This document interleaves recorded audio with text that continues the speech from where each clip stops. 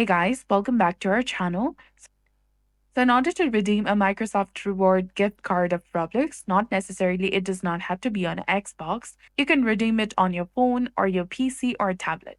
So for this, you just need to open a web browser and search for Microsoft Rewards. And when you do that, you will find the first link from the Microsoft Rewards called Microsoft Rewards Redemption Catalog. Then you have to log into your Microsoft account. Now go to the Redeem tab option that is between Earn and Status. Once you do that, you will see a list of options to redeem for. Here you can see Roblox digital card, which is the initial option in this page. Go to this one, and here you'll get the option to select certain Robux, like 400, 800, and 1000. You just need to collect some points, and then you can go ahead, select Robux, and then redeem it instantly. So this was all about it. I hope you found this video helpful. If you did, please like, share, and subscribe.